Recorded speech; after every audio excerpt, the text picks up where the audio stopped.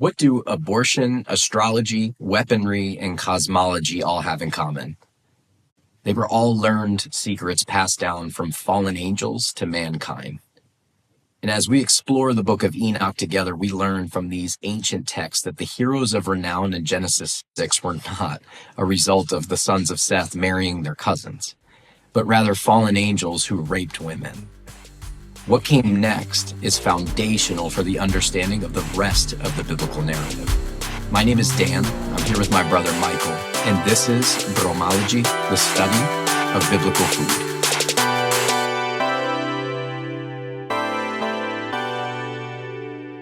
What we're going to be exploring is the Book of Enoch. This seems to be touchy for some folks. It's not in your canon. If you have an ESV, you will not find the Book of Enoch in there. And we believe that it adds a lot more meat to the bone when it comes to the narrative introduced to us in Genesis 6. So everything that we do is based in the canon. And anytime we go outside of the canon is to try to find additional information to beef up that narrative so we have a better understanding of it. So that's where we got to this particular episode. We wanted to go over what we're calling the unholy gifts of the fallen angels. So like the Spirit of God might give holy gifts, the enemy has a counterfeit for everything that God puts out. And we've seen that in a few of our episodes now. So I want to give you a little bit of background about Enoch, and then an additional book called the Book of Giants, which is just another book that was thought to or theorized to be originally part of the Book of Enoch, but it certainly gives us some more context to the Book of Enoch and ultimately Genesis 6 as well. There was a cave in the same place that King David fled. It's the same place that the enemy tempted Jesus in the wilderness. It's just to the east of Jerusalem, and it's called the Dead Sea. And in the Dead Sea, in the caves near it, the local stories were kept inside of these caves of the region. And the people who lived there were known as the Jews of Qumran. And in 1947, a young shepherd boy went to go look for one of the sheep that went astray. And as he did, he came upon this opening of a cave. And as young men do, picked up a rock and threw it inside of the cave, and he heard the sounds of pots breaking. So when he heard that, he went into the cave to investigate further, where he found jars. Many of them were broken or stolen, which indicated that there had been folks there already in the past. But some were still in place. Some of these jars were not broken. And as he unwrapped some of them, he found there was no precious jewels, but just a purple linen that they were wrapped in. He didn't think they were worth too much, so he went to go to a local trade and see if he could get any money for these scrolls. And of course, inevitably, the person who bought it knew that the scrolls were important, asked for where it was. And before too long, that entire area was being excavated. And one of the books that came out was a book called the Book of Giants. There was also a Book of Enoch as well, and there were some original or oldest manuscripts to date found of Isaiah. And so the Christian community was super pumped about it. It did a lot to prove the inerrancy and the accuracy of the scriptures that we currently had. But it begs the question that if Isaiah was kept there and some other scriptures, that our ancient Qumranian brothers would keep the Book of Giants or Enoch closely with it. And so what we want to look to today, Michael and I are going to unpack just a portion of the Book of Enoch, and I'm going to help bring some additional context using the Book of the Giants, the Aramaic version, to try to fill in some of the gaps. Where the fallen angels came to mankind and brought with them these heavenly secrets, or unholy gifts, as we're calling them. I think if you research more, the Vatican had a lot to do with that too. They hid the gift. They hid these books for years, and they slowly started to, let them out. Now, we've talked about it before. Jubilees, I think Sirach, Ecclesiasticus. There was a Hebrew Ecclesiasticus, Sirach, that we've mentioned previously in these scrolls. But so we're going to go down through the gifts or the secrets of the fallen angels. But just for reference, we're not going to read it all. We're going to go line by line on the actual gifts. But if you want to read along or read later after this episode, and again, there's different types of books of Enoch. So there's an R.H. Charles version. There's other versions. The numbers might not all be the same. But where we pulled it from is chapter 8, 1 through, looks like 9, and then chapter 68. And then it's 1 through, roughly about 30, 40 something. So just again for reference. But we just pulled those out. We've talked about the other angels like Azazel and Samiaza and all that kind of stuff. But we're going to go line by line here on what they actually gave, what they actually did and gave. So the first one we have sexual relations with women. I just have a few things real quick. I know Dan's going to talk more about it, but we've talked about in multiple episodes, the 666, Jude 6, Genesis, Enoch 6, they all talk about this. There's no coincidence. Is there something to that beast number? And then something else that got to me, Dan could talk about the sons of Seth and all that, the other theories we've talked about in the Jude series. But if you go with Paul's theology of women covering hair, did he just take that out of nowhere? You start researching more, and a lot of those early churches, it went back to this. It's to protect yourself from these angels, to hide that beauty. We're going to be talking more about the beauty, but I don't know, just do more research on that, and the cultural aspect of women covering their hair. Could it be possibly for these angels looking down on them? What do you got, Dan? Oh, I'm just sitting here, like, as you're talking and thinking, oh man, that makes so much sense.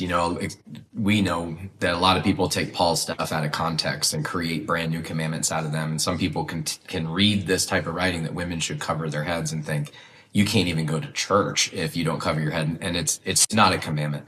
But without this context of why he would even say anything about covering one's head, it's hard to even make sense of what was going on in the church. So I think that's such a cool connection that you made.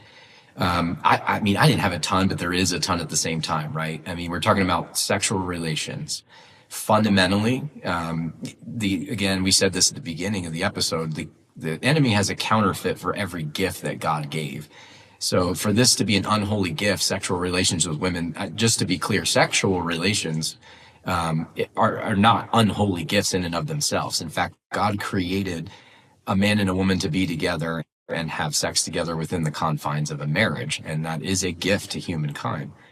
But what the enemy did is he just took that and ran wild with it. It's like a fire is awesome as long as it's in the boundaries, but the moment it goes out of the boundaries, it wreaks lots of havoc. And that's what I think the unholy gift was here, is wreaking havoc on God's good creation. It's fallen angels that ascended down from heaven to land on Mount Hermon. They descended down all for the purpose of sleeping with the daughters of humankind, and they bore giants. So it was the same kind of sleeping with, the same kind of sex that you might think it is. It is that. I also think this is a repeated act. Michael, I know we don't have time in this podcast to get through it, but there's an idea out there called the serpent seed theory, which is, let's just say in the Garden of Eden, the whole biting an apple wasn't exactly an apple. And there might have been something else that happened there. And I'm thinking there might be a connection with what the fallen angels saw happen in the garden. And then they went to go repeat the act. As far as the garden, there's a few things I wanted to say. Highlight again, the good and bad highlight. Dan said it as well, but this is going to be a focal point of this episode, that the enemy distorts things that Father gives. So like he explained it pretty well there, that sexual relations with your wife is awesome. But then, these angels it says they're never married, right? That's what Messiah says as well. There's no angel marriage up there. So they kind of envied that as well. As far as the covering the hair, there's some couple things that came to me while he was talking was other religions do that, right? They're more of the quote unquote strict, but maybe they have the same thought back in their history of why they do it still. And then also Paul says entertaining angels. So it appears these angels can look like humans, guys. And so, you get what I'm saying here. So it's not a huge stretch. But okay, so the next one here, it's the resolving of enchantments. So this is basically, based on my research, the casting of spells. So I just want to do a little bit real quick. This might even be my longest one. So Exodus 22 actually literally says you shall not allow a sorceress to live. So sorcerers are ones to cast spells. In Exodus, this was taken very seriously back then. Deuteronomy says, when you enter into the land which the Lord gives you, you should not learn to imitate detestable things of those nations. We talked about who's Israel and these nations. You don't want to be those guys. It says, there you shall not be found among you anyone who makes his son or daughter pass through the fire, one who uses divination, witchcraft, interprets omens, sorcerers. So again, this was common practice back then, guys. When Israel was going through these lands, these people were doing these things. Father says, don't do it. Revelation 21, quote unquote, the future. But for the cowardly, unbelieving, abominable, murderers, immoral persons, sorcerers, idolaters, and liars, their part will be in the lake of fire that burns with brimstone and fire, which is the second death. Whole nother episode regarding the second death. But as far as this, these people, these types, these works will not be allowed. They'll be thrown in. And then finally, this is one of my best things that I'm bringing today. And it, ironically, Dan teed it up for me. It's similar along the line of the serpent seed, guys. So if you research that word, serpent, it's nakash. Is it possible? It's divination. So basically, when you research that word, it means to whisper, to hiss, but it can also mean to divine or enchant. That word nakash appears 31 times in the Bible with the meaning of serpent. 10 of those are in the reference of the serpent of Eden, 11 times with the meaning of divination. So each time nakash is translated as serpent, it refers to a supernaturally inhabited creature that curses or hisses. So I don't think it's an ordinary snake is what we're getting at. And the first time nakash was used outside of that garden referred to divination. It's performed by humans, guys. These people are humans. And today we would possibly say that they are fortune tellers, soothsayers. I don't know. That's something to discuss there, but I just want to highlight, guys, that word divination can also mean nakash. Nakash was in the garden. What does that mean today, Dan? What do you got for that? Gosh, that's really good. I didn't know that there was that direct connection, but it makes total sense with the nakash and the enchantments. And, as I'm listening to you talk, my head's going in a million places. You're thinking about the halftime show in the Super Bowl. These rituals get these enchantments, if you will. It's witchcraft. Inviting in these certain spirits and sending them off and having them do your bidding. It's magic, right? And as I thought about magic, I thought, who else has an enchantment in their name? It's Disney Enchantment Night. That's when at the end of the night, there's a big fireworks show, and, that's called the Disney Enchantment. And you could maybe translate that into the Disney Nakash, the Disney snake, the dragon, right? Very, very interesting stuff. One thing I was led to as well for this particular research, the word where we get, the Greek word where we get charisma from. And that talks about the gifts of the spirit, the charisma. And I thought some of the enchantment definition is like you're just perceived as being spiritually aware by someone else. That's like where a medium would come in. Someone would identify a psychic ability in them and then go to pay them for information or whatever. There's a charisma there. And I think the charisma comes from the spirit, and it just makes the connection of the good wisdom and the evil wisdom. So that's my rabbit trail, if you will, and the enchantments went there to this Greek word. I can't remember where the Strong's is now, but it's where we get the word charisma from, which also means charismatic and all that kind of stuff. Right. And you have to ask yourself, who are these soothsayers, these truth tellers, fortune tellers? Who are they channeling, guys? These spirits obviously know something. They're giving them something. Many people that are not believers, they see this as proof that they're talking to their little grandpa. I don't know. Maybe it's these spirits that are fallen, these children from these fallen angels. But okay. So the next one is they taught humans to make knives, swords, etc. First, I don't have much, but the things that come to mind. I mean, war is it's all over the news today for the last century, different wars, World War, are they scripted, whatever, Rothschilds, all that stuff. You do more research. These are bankers' wars. They play both sides of the thing. We're just pawns, right? Good, bad. But then the good, bad part of it is that, there's self-defense, within Israel, there's self-defense. They're doing things with these swords and stuff like that. Dan, what do you have to say about these mysteries that these angels have given mankind regarding these swords and all that kind of stuff, weapons? Yeah, I think you're spot on. But just there's a corruption that happened, right? So God gave us precious metals. The enemy turned those precious metals into a way to commit murder. Like the enemy's just constantly trying to find a way to pervert what was intended and created for good. And the first time we see in the canon where instruments of iron and metal started to get forged was in Genesis 4:22 with a gentleman named Tubal-Cain. And we'll talk more about him on a later episode. And then God brought me to Matthew 26, where Jesus famously says, those who live by the sword die by the sword. And I wonder if there's a connection there going after the enemy. it kind of speaks for itself, right? It's taking precious metals and it's teaching mankind how to take what's good that God gave them and use it for murder. I mean, There we quite go. frankly. So Alchemy and all that kind of stuff of the metals and the. But I was thinking while you're talking, this wasn't in my original notes, but Jesus comes back with a sword, right? So that can't be bad. James says the tongue is a sword, right? We know that you can use it for good or you can use it for bad. It's a rudder, like as a ship. So use it to go the right way, go the wrong way. So again, good and bad for each of these. Now this one is interesting. Ladies, we're going to want you to maybe sit down for this one. They taught the art of cosmetics. The use of weapons and killing blows. This was in the exact sentence, but we're going to focus on the cosmetics. I think First Timothy, Dan's like, here, you go out first, infantry. First Timothy 2, 9 through 10. Likewise, I want women to adorn themselves with proper clothing, modesty, discreetly, not with braided hair, golds, pearls, costly garments, but rather by the means of good works. And it is proper for women making a claim to godliness. Paul's just saying, hey, be modest. It might tie in with the whole head covering thing of trying these angels as well. A few other, Jeremiah 4. I think this is one. This might be talking about Israel. And you, O desolate one, what will you do? Although you dress in scarlet, although you decorate yourselves with ornaments of gold, although you enlarge your eyes with paint, in vain you make yourself beautiful. Your lovers despise you. They seek your life. So again, you can make yourself beautiful for your husband. You can make yourself, if you're vain, we'll go over that during the 10 Commandments, what being vain is. I mean, it's irrelevant, guys. Which are you doing it, ladies? Are you doing it for to look beautiful for your husband? Or are you doing it to, tease other people?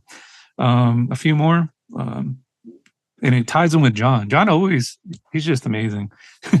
1 John 2 says, do not love the world nor the things in it. For anyone who loves the world, the love of the Father is not in him. For all that is in the world, the lust of the flesh, the lust of the eyes, boastful pride of life, is not from the Father, it basically says. So why are you doing this? Again, there's good and bad for it. Isaiah says the daughters of Zion, that they're proud. They walk with their heads high. They're seductive eyes.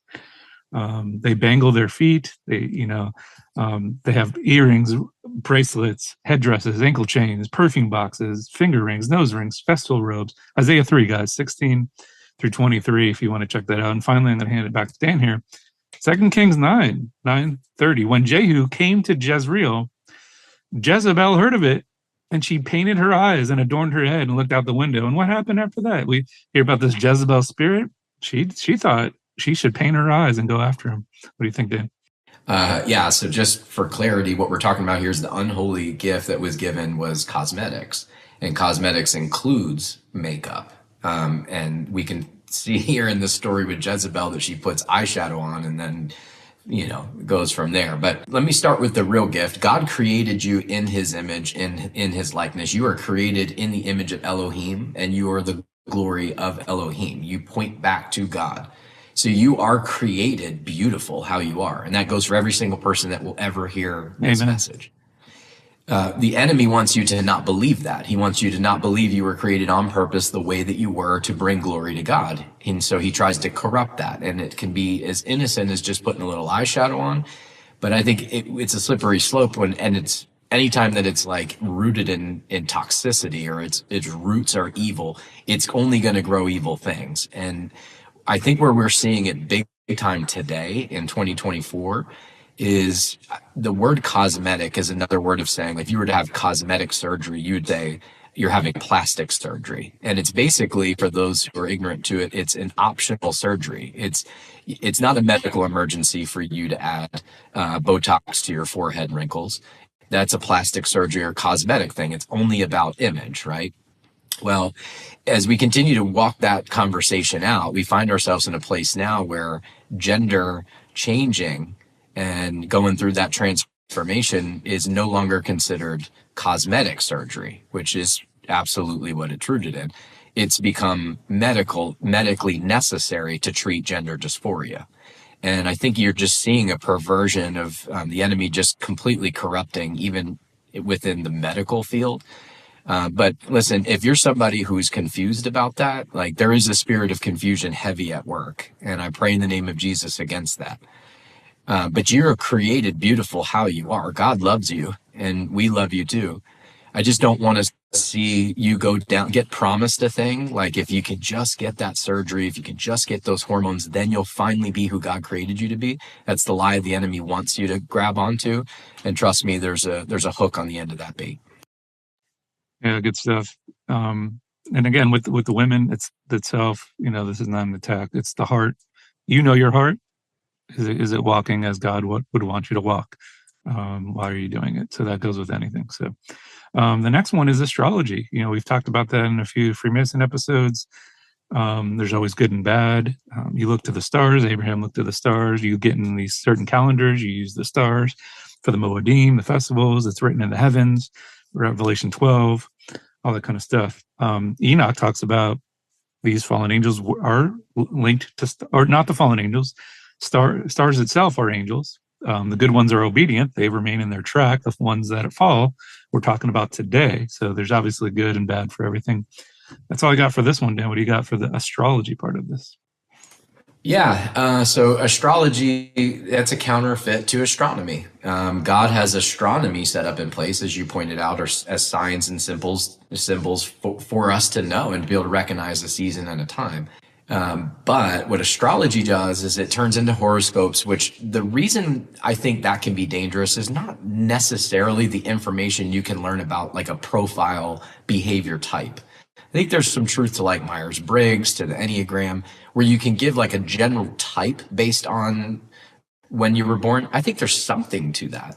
I think where the problem comes in is when you start getting into language like, oh, she's a Taurus. Well, they're ruled by Venus, and Venus stands for love. My problem there is you're not ruled by Venus. That's not true. If you're a Christ follower, if you're a Christian, you're not ruled by anything. You are faithful to God, and he has freed you from being ruled from anything. So I think that's the biggest danger I see in astrology.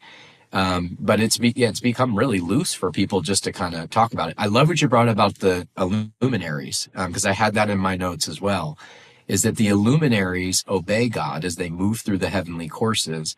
And it's the fallen ones that left their former estates, as Jude tells us, and came down to, well, in part, give these unholy gifts to mankind, but also to rape the women. It's crazy, man. Crazy stuff going on in this text. It's interesting, too. It just hit me. The Greek word for deceived, it's what are you deceived by? That word is actually planeo, and that's where we get the word planets from.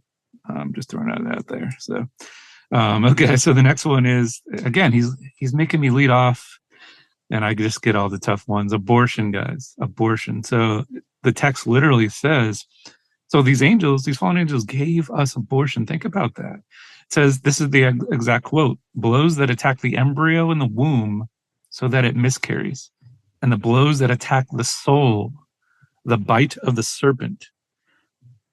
I mean, I forgot about the bite of the serpent part. That's something that maybe Dan can, figure, we can have a discussion about that. But just the embryo in the womb, guys, if you want to know where this even comes from, Planned Parenthood, the whole triangle of their logo and their building, link it back to this. These are the fallen angels.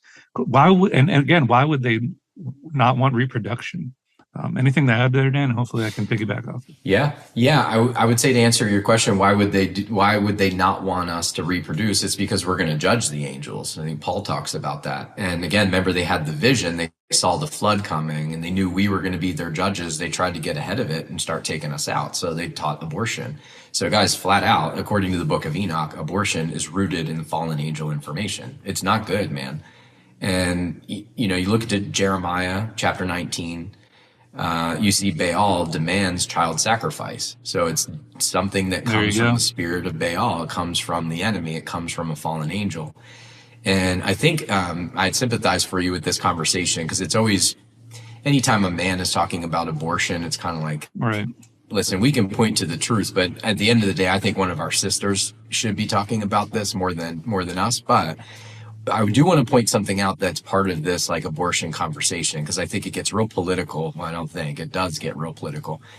And there's some conversation circulating now within the church about IVF therapy. And I didn't know a lot about IVF. My wife and I, thank God, just didn't have to go down that route. It was easy for us to have kids, and and praise God for that. But it's not that easy for everybody. Sometimes they can't get pregnant on their own, and they'll seek therapy out. IVF therapy, apparently, and I'm no expert, so please, in the comments, if I'm jacking this up, I'm sorry ahead of time.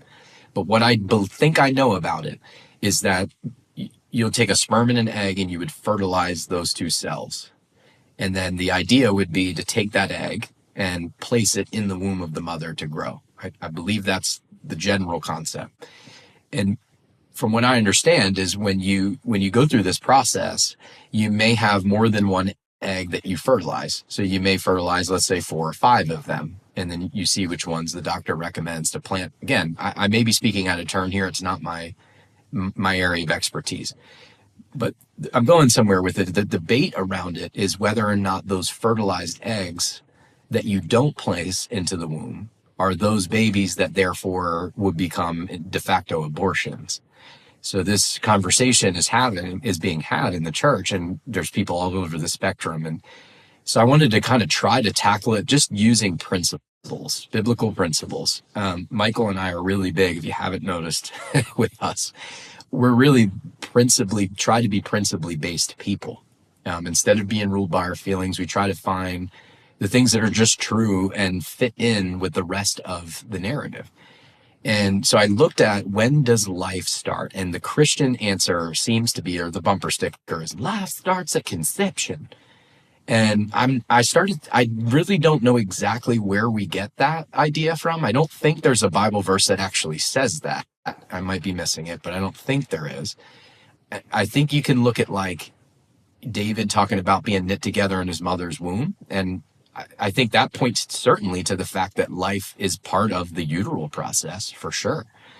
But as I looked at it more, Michael, I got to Genesis 2, and it says that God gathered the dust, and then he breathed the ruach of life into Adam, and he became a living soul.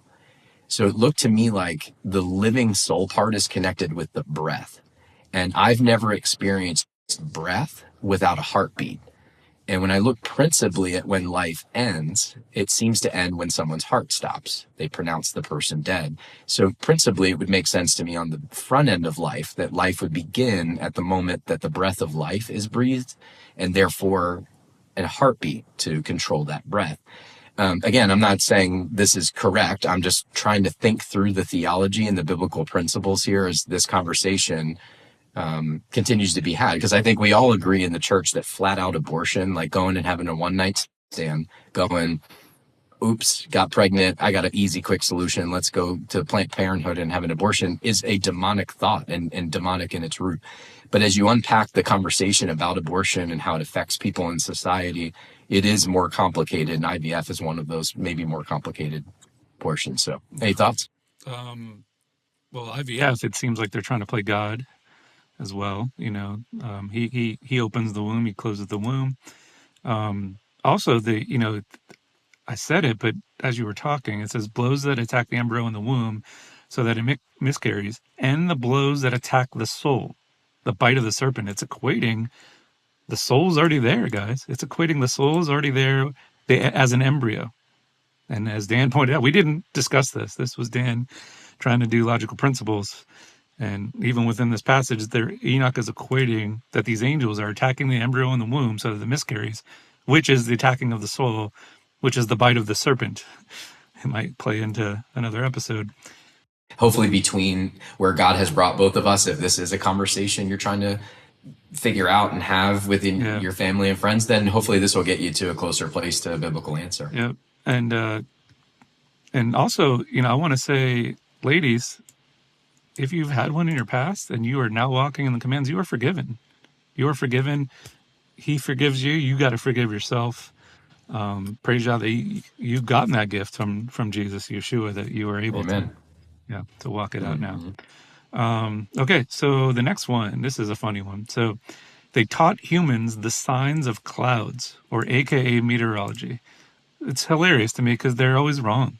So I guess they didn't taught them that well, because these guys have this awesome radar, and that it's a 50-50 coin toss whether it actually comes to fruition. Oh, that's funny. I mean, signs of the clouds. I mean, I don't know. What do you think about that, Dan? And maybe we can get on some chemtrail talk here. Yeah, that's actually precisely what it was. I was about to make a joke that my mind could only go to one place, and it was chemtrails when I heard the signs of the clouds. And man, I just don't know where to even start with that. If you haven't heard of the term chemtrails, basically, they're the clouds in the sky that are supposedly being done by planes just flying, and there's a certain air pressure thing that happens, and it makes these clouds. They're basically big streaks in the air, if you haven't seen them. And they just kind of don't go away. But then on other days, when there's the same flight patterns happening, there's no clouds to be seen whatsoever. And so there seems to be something fishy there and intentional there. I've noticed in my own life, and I know this is revealing the tinfoil hat that I have, but I don't think that's going to come as a surprise to anybody, is there's a direct connection to when we have rain or we have climate change. It goes from either like real warm to real cold, or real cold to real warm, or we'll go from no rain, no chance of rain, to all of a sudden rain. And I've noticed about 48 hours, 24 to 48 hours before the rain starts, if even on your app, you can look at your Apple app and see like, okay, a chance of rain on Wednesday. I would say by Monday, start looking up and see if all of a sudden there's these like streaks that just kind of don't go away from where the airplanes were. And then see if it rains or there's a climate change thing that happens within the next 48 hours. See if you can find any correlation with those two things. Or maybe I'm just crazy. I will say my mom sees it too. So it's me and my mom for sure. So back off. And we have heard of contrails, so leave those. You don't need to leave those comments. And as far as meteorologists, I wish I could be that bad at my job and get paid a nice little salary. That's pretty cool. Good for you. Any thoughts on like the Prince of the Air here too? Like that kind of. Of course. I don't know what it would be, but. And some say the metals that they're spraying are barium and aluminum, which is, hey, wouldn't you know, that's Baal, guys. Wow. There you go. There you go. The next one. This one I have a decent amount. They taught mankind the art of writing with ink and paper. Interesting, guys. Your Bibles was written with ink and paper, so it can't be that bad, right? But a few passages, John talks about it in 3rd and 2nd John. Basically, he says, though I have many things to write to you, I do not want to do so with paper and ink, but I hope to come back to you, speak face to face. So, get that in-face fellowship. But there you go. Jeremiah 36:18. We talked about Baruch being the scribe for Jeremiah. He says, then Baruch said to him, he dictated all these words to me, and I wrote them with ink in a book. So again, good and bad. We wouldn't have Jeremiah if there was no ink. But Paul just knocks it out of the park here, 2 Corinthians 3. You are our letter, written on our hearts, known and read by all men, being manifested that you are a letter of Christ, cared for by us, written not with ink, but with the Spirit of the living word, not on tablets of stone, but on tablets of the human hearts. Again, laws written on your hearts. That's definitely a future gift. We are circumcised hearts right now. Paul says the Spirit is being written on your hearts, not with ink. What do you think, Dan? That's awesome. That's really good, dude. Love it. Again, Michael pointed it out that God gave us a gift with writing. We can see it all over the scriptures that writing is a good thing with ink. Michael just pointed that out. So writing is not necessarily the problem. So what's going on here? Why is that an evil gift then? And I think what it is the enemy knew that God was going to reveal himself through a written word and ultimately word in the flesh. So the enemy got to work and beat God to it, if you will. And I think what you see like writings like the ancient Sumerian writings, and there's stories that look like biblical stories that for all intents and purposes predate when the Bible has been claimed to be written. So it's thought that Moses wrote the Bible around 3200 BC. And a lot of these documents go thousands of years older than that. But there's a flood story and there's a creation story, and one gets real confused if they ask questions and they'll say, excuse me, but this seems to be plagiarized. These documents are clearly older than the Bible. The Bible took it from them. And there's whole religions and cults that are built around that.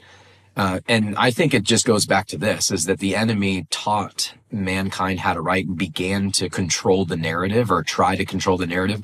I don't know. We might see that propaganda in the media today. I don't know if anyone's seen that, but the enemy's been at work in that kind of thing for a long time. So this to me looks like the original smear campaign, or the original trying to control the narrative and rewrite the facts, the original fake news, if you will. Yep. That was actually what I was going to say. I didn't even talk about the bad side of it, but I thought Dan did a good job misleading television programming. Are you being programmed, guys? Are you being programmed? And then, Dan within the Freemason episode, rhetoric, just using that to control the masses, to get you riled up on both sides when both sides are the wrong answer anyway. So yeah, you're being controlled possibly. The next one is a good one. I have a decent, this is probably my second most stuff on. It's called They Taught the Bitter and the Sweet and the Secrets of Wisdom. The first thing I want to talk about is the adultery test. So if you want to just Google, just type adultery test numbers. Basically, it's talking about, then he shall make the woman drink the water of bitterness that brings a curse, so that the water which brings a curse will go into her and cause bitterness. This is the quote unquote adultery test, or the bitter waters test, where if a man thought his wife might be having adultery, they would go to the priest, they would drink this bitter water. If the stomach, had issues, then she was. If not, then yeah. So there's something to the bitter and the sweet. Wormwood is like bitter waters. Proverbs talks about, and this is a future episode of this false wisdom. Proverbs 5 says, "For the lips of an adulteress drip honey and smoother than oil in her speech, but at the end she is bitter as wormwood, sharp as a two-edged sword."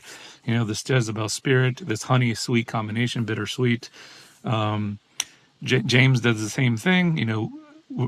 Blessed are Lord, our God and Father, and with him we curse men who have been made in the likeness of God.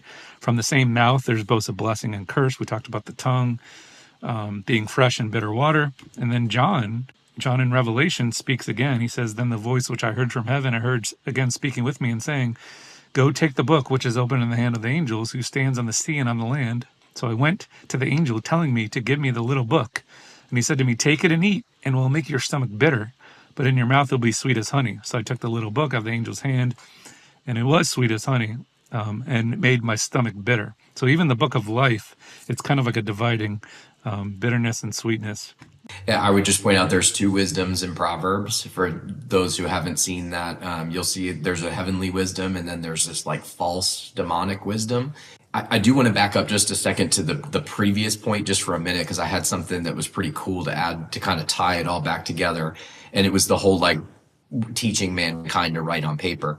In the Book of the Giants, it talks about this guy named Gilgamesh. And ultimately, Gilgamesh became the prototype for heroes later on, like Hercules. And then you start thinking about Genesis 6, about how they're heroes of renown. And you see how all this stuff is connected and together, and how God reveals it in his word. But bro, wisdom, I feel like we did do an episode on good wisdom. You should go back and check it. I think it's called The Feminine Aspect of the Godhead or something like that is what we titled it. But that one's really big to me, dude. I mean, it's as close as you can get to like this is fundamental, foundational doctrine without it being that, and I think there's just so much more of a conversation to be had around wisdom and false wisdom too. Yeah. That's at least 2 more episodes, one more on good, another one on bad. There's just so much material. We're not saying you have to believe it, but it connects a lot of dots, guys. That's all. Just be open to it. We only have 3 left, but the next one is called They Taught Humankind About the Courses of the Moon and the Signs of the Sun. I'm kind of combining those two. It's similar to astrology, different calendars you get in this walk. That's a whole separate issue of which calendar is correct. I think the difference is, are you worshiping it? There's things called numerology. People use these signs of the moon. Where are you born within the moon? Dan kind of hit on that. Where's the sign? They're kind of worshiping a sun god, all those kind of things. Lunar, loony people. I mean, in Masonry, it's taught that the greater lights, I think they're the lower luminaries, are the sun, the moon, and the worshipful master of the lodge. So there was definitely some of that language was in there too. It screams natural law to me. And also it just points back to like the heavenly luminaries that do continue to keep their former estate and obey God. And so it's ironic for the fallen angels to be the ones coming down and, talking about how luminaries are supposed to be, and they themselves didn't maintain that. So there's hypocrisy there as well. Yep, and as someone who is starting to get into this, as far as the calendar and looking up to the sky to actually see these things, it's truly remarkable. And Dan said it's amazing how they just obey them, and you can always tell where they're going to be. It's a clock upstairs up there. It's a clock. It's pretty remarkable. The next one is dividing of roots. This is a big one. So I have 2 things on that. Basically, dividing or cutting of roots. The dividing of roots in trees were mostly most likely used for divining rods used in sorcery. So again, it ties into that other gift, either to find water, cast spells, etc. Taoists. So I did learn that ancient Taoists practice root divination using the roots of bamboo, and that although it's their first usage is not recorded, the practice is considered very ancient. Here's a description of the practice of divining roots from a Taoist perspective. So they say, first, pray in the front of the god and tell him your problem and ask for his guidance. Then cast the 2 pieces of bamboo root on the ground and make a judgment according to whether the pieces land on the obverse or reverse side. There are 3 possibilities: 2 obverse, 2 reverse, 1 obverse, 1 reverse. 2 obverse sides are called positive bamboo roots. This result implies neither good nor bad luck. 2 reverse sides are called negative bamboo roots and are a sign of ill luck. And the 3rd possibility is called the holy bamboo roots or successive bamboo roots and indicates good luck, meaning that the god has accepted your request. So guys, this is not just fairy tale stuff. This actually happened long time ago. Taoists, divining of roots. Do you think Father, who wrote the Torah, knew about this? And he's warning his people. What do you think about divining of roots and stuff like that, Dan?